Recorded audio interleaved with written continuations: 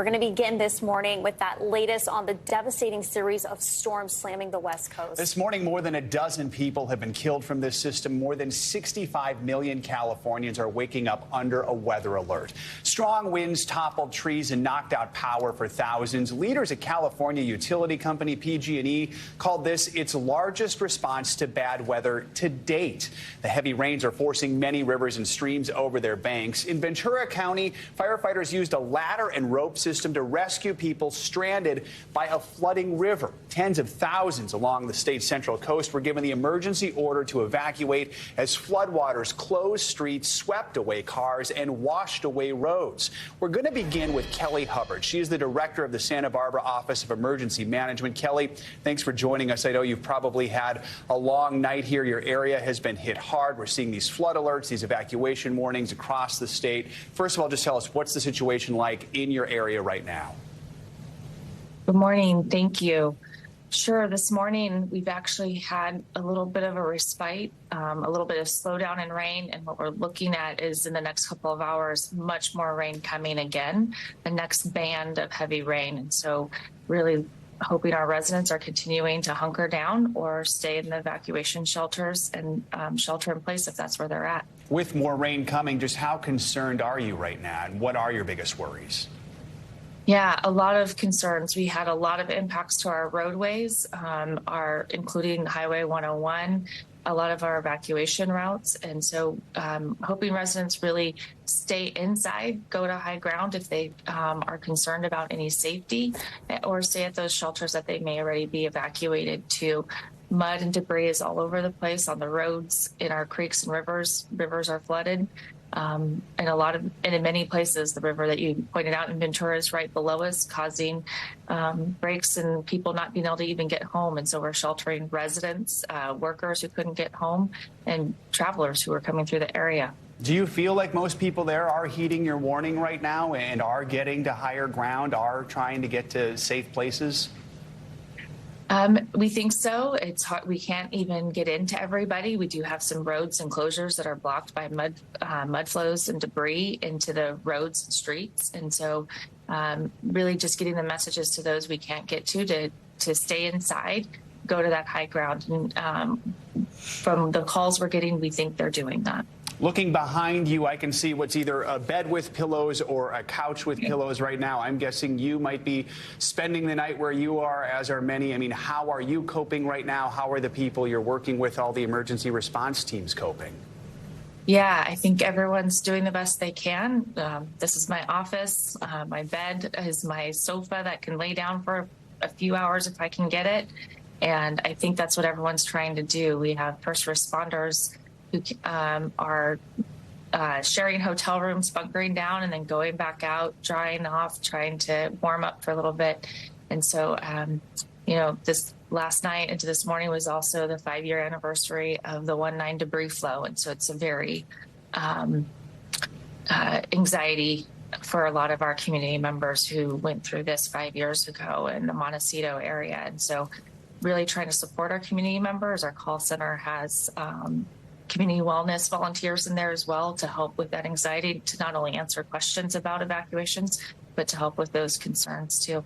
I mean, with that anxiety in mind, whether they're thinking about that Montecito mudslide from a few years ago, or whether they're just looking outside right now and seeing what's happening there, what is your message to people who are scared and maybe those who don't know what to do right now?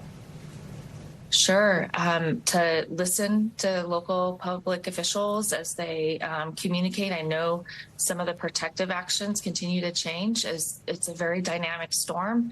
And so, just really listen to what the messaging is for your community.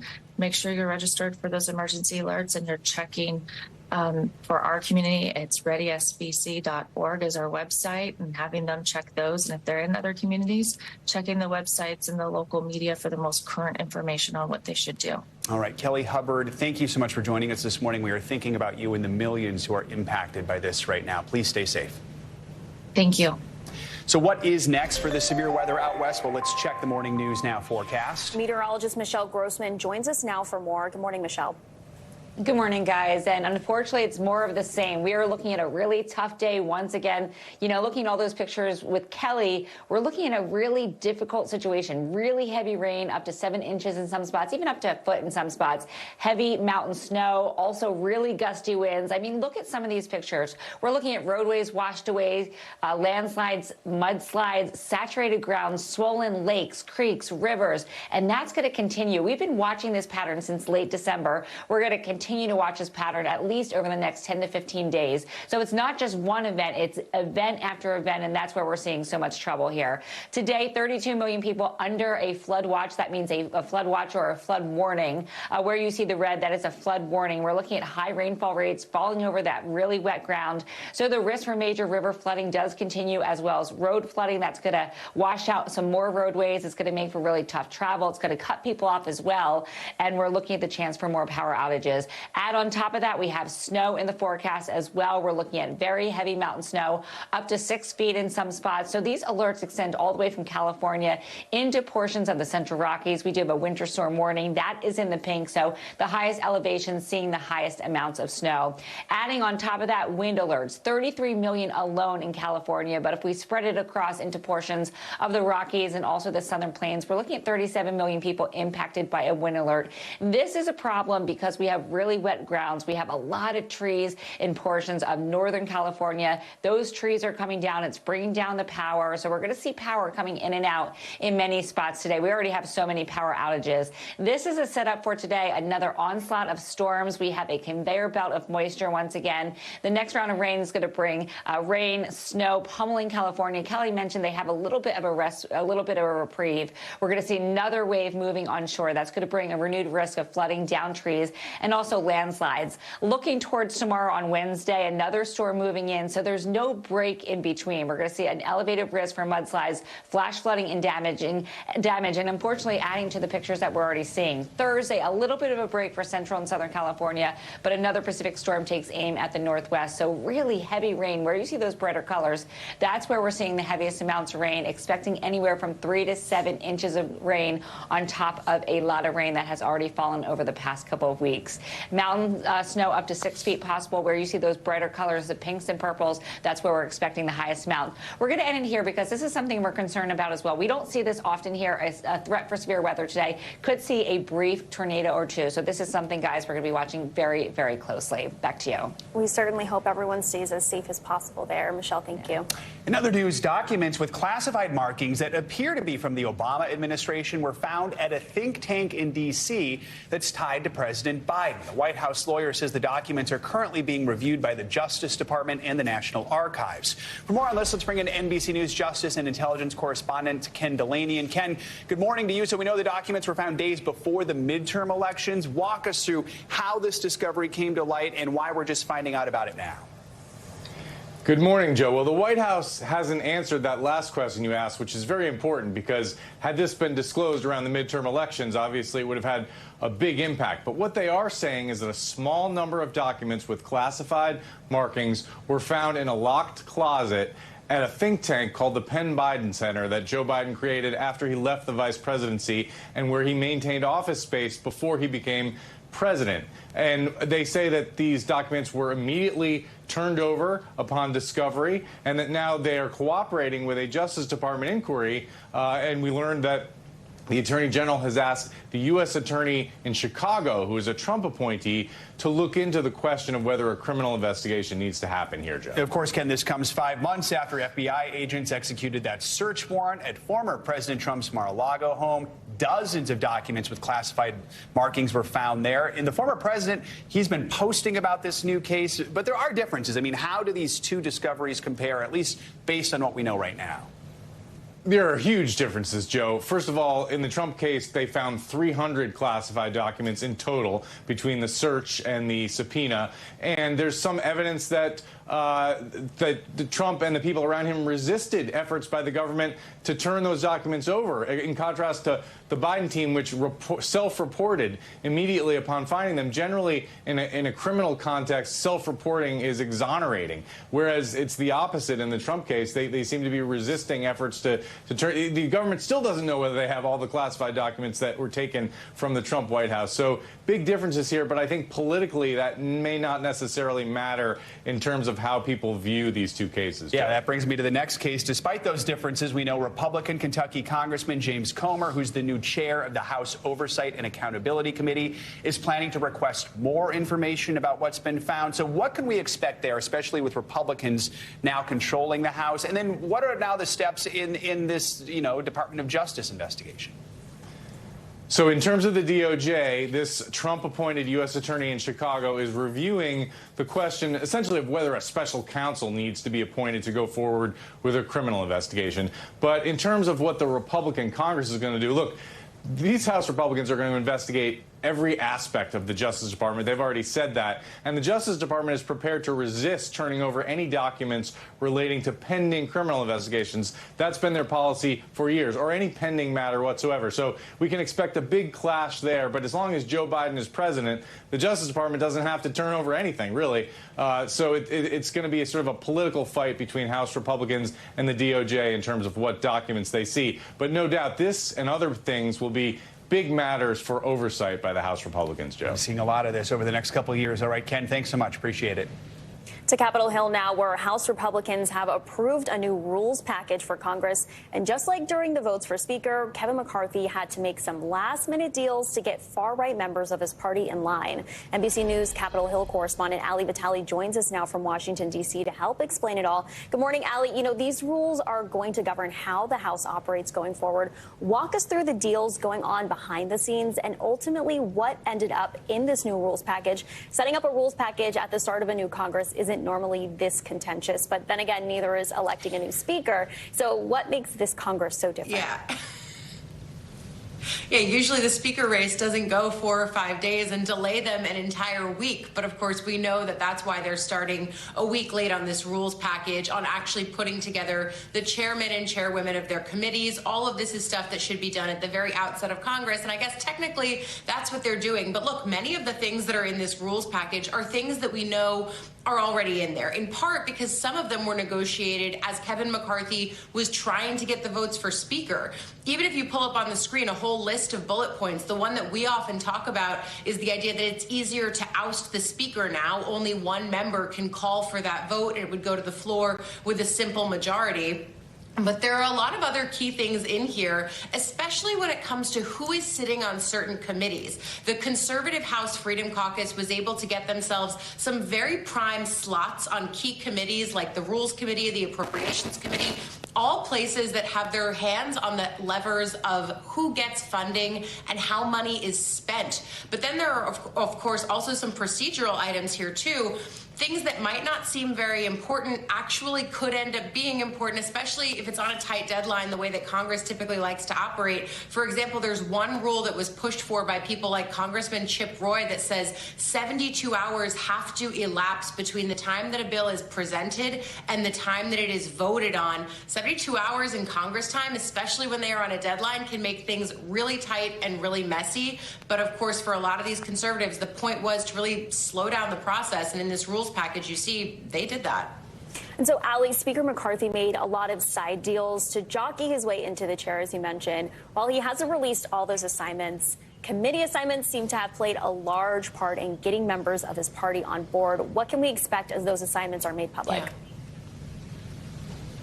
We're going to see a lot more members of the Conservative Freedom Caucus on these key committees. As I was just saying, McCarthy was not dealing with handing out gavels. That was really important because that would really draw the ire of his rank and file members.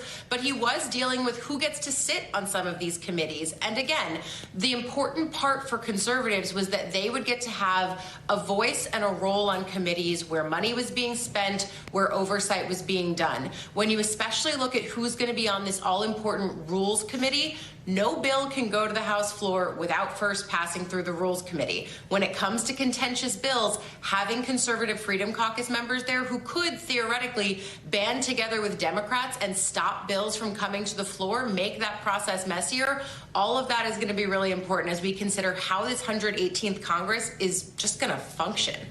All right, Ali, thank you so much for all that information.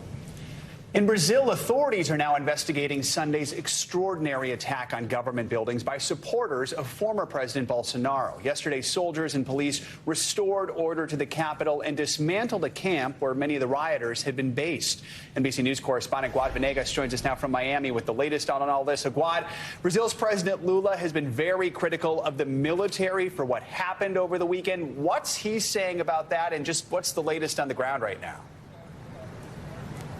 Joe, good morning. This camp that we just saw images of is a few miles away from the area with these federal buildings that were invaded by the protesters, the Congress building, the Supreme Court building, and, of course, the presidential palace.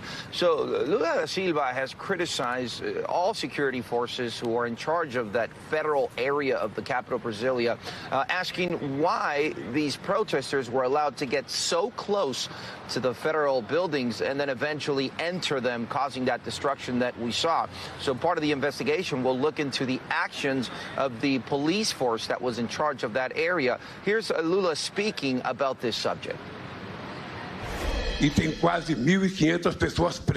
There are almost 1,500 people in jail, and they are going to be in jail until we finish the investigation. And it's important that people know that we will not stop investigating those who are possibly victims, who were just tools, those who possibly received food and help to come here to protest. Because those in charge certainly didn't come here, and we want to know who financed. Who paid? A visibly upset Lula. Every time he has spoken about what happened, he gets very emotional. One of the other things she said is that there's people behind that finance all of this to be able to happen, and that investigation, of course, continues. The Minister of Justice in Brazil has spoken, and it's very important, Joe, to mention after all this discussion of former President Jair Bolsonaro being in the U.S. and whether he could be extradited or not, federal authorities yesterday, the Minister of Justice said there is no criminal process against Jair Bolsonaro, and that's why there is no order to extradite him, and at the moment there's no plan to extradite him or ask to extradite him from the United States. I do want to ask you more about the ex-president Bolsonaro, Guad. I mean, we understand he's being treated for abdominal discomfort related to a stabbing he suffered back in 2018. That is according to his wife. Bolsonaro even tweeted a picture of himself saying that the hospital is in Orlando, in Florida. So do we know what his condition is and how long he's planning to stay in the U.S.? All right, so here's the photo that he tweeted. So Bolsonaro was stabbed in 2018. He shared information yesterday on social media here indicating that he's undergone 5 surgeries since that stabbing. He says that as a result of the surgeries that he's undergone, he's had what's called intestinal adhesions. He's got a new adhesion. This is an issue with the stomach, with the intestines that people sometimes have after they undergo any type of surgery in the abdominal bag. And that's what he's dealing with in the hospital. We knew that Jair Bolsonaro had left Brazil when he was still president, came to Orlando. We saw videos on social media where he appeared to take photos with his supporters. Then yesterday, his wife shared the information that he had been admitted to a hospital, and now he is sharing more information as he continues to recover. That's the latest we have, and this is coming from him, Joe. All right, Guad Venegas in Miami. Guad, thank you. Buffalo Bills defensive player Demar Hamlin is back in Buffalo this morning, 1 week after suffering cardiac arrest on the field during a game against the Bengals. In a tweet, Hamlin said he was grateful for the care he received while recovering in a Cincinnati hospital before being transferred to a hospital in Buffalo, where he's continuing his recovery. The 24-year-old has made big progress since his collapse. Just 3 days after the incident, Hamlin's breathing tube was removed, and he was able to walk his first lap. He was also able to cheer on his Bills during their thrilling season finale victory on Sunday against the Patriots. This weekend, the Bills head to the playoffs with a wild card matchup against Miami Dolphins. After days of leaked extracts and interviews, Prince Harry's highly anticipated memoir, Spare, is finally officially out today. The book deals with the prince's challenges with the British royal family and makes a series of allegations about his relationship with his brother, Prince William, and father, King Charles. For more on this, we are joined now by royal commentator Hillary Fordwich. Hillary, good to have you with us this morning. I mean, we've been talking about it for days, but the book is finally here. It's meant to be an attempt by Prince Harry to try and reclaim his narrative, get what he calls some accountability from the royal family, as he puts it. Do you think he's going to achieve that with this? Well, pleasure to be back with you again. Thank you for having me. But I will say the phrase unintended consequences comes to mind. It's actually very sad, of course, reading this book, that obviously he suffered greatly at the loss of his mother, but to commercialize her in such a way, it is very sad. And there is word coming from the royal family, although, you know, those that know them and those that know members of the royal household, that they're very saddened by this beyond anything. And I think the overwhelming sentiment, and this has come directly from a source very close to the royal family, is that obviously the entire debacle after Brexit really did affect the health of the former Queen Elizabeth. And I think that is something that is of great pain to the royal family. And now the red line has been crossed with King Charles because Harry has denigrated consort Queen Camilla. Prince Harry did another interview yesterday with Good Morning America as part of the promotional tour. He was asked if he could see himself going back to the UK and returning to the royal fold. Let's hear his response. I don't think it's ever going to be possible. I don't think that, you know, even if there was an agreement or an arrangement between me and my family, there is that third party that is going to do everything they can to make sure that that isn't possible. Not stopping us from necessarily going back, but making it unsurvivable. Unsurvivable. That was the word he used there. What's your reaction to that, Hillary? Yes, I mean, I agree with him on that point. But what I agree with is the fact that there has been, in history, no other member of the royal family has betrayed such confidences. He even published, in the book, there are some text extracts from conversations between Meghan and now the Princess of Wales, the former Kate Middleton. I mean, this is a real betrayal of privacy. And the greatest irony is when he talks about leaks, who has done the greatest amount of leaking here. And he knows that the royal family does tend to not respond directly. I think the biggest point here and the biggest bombshell is that he's actually put himself in grave danger. In all seriousness, this is not anybody's opinion. Given that the Taliban has responded to his count kill of 25, the actual Taliban, and overnight, the breaking news is from the university in Allahabad, there has been a protest because the students there, obviously many of them know members of the families of those that were killed by either Prince Harry or other British servicemen. He has put all of the royal family and his own family, and even actually British servicemen, in far greater danger. That is a big, no pun intended, bombshell. And of course, that is a huge issue that goes beyond some of the allegations that he's made about the royal family. Hillary, while we have you, I also want to note, I mean, King Charles's biographer, Catherine Meyer, said in an interview with the British newspaper The Observer that Harry's book could, quote, mark the beginning of the end for the monarchy. Do you agree with that? Is that a possibility? Well, it's not my opinion to speak on that. I'm not going to speak even for the British public, but I will let the YouGov poll speak to that. His approval rating now has plummeted, and it's very sad, actually, what he's squandered. He was beloved by the nation. Now, the only person with a lower approval rating is Prince Andrew. We all know the debacle there.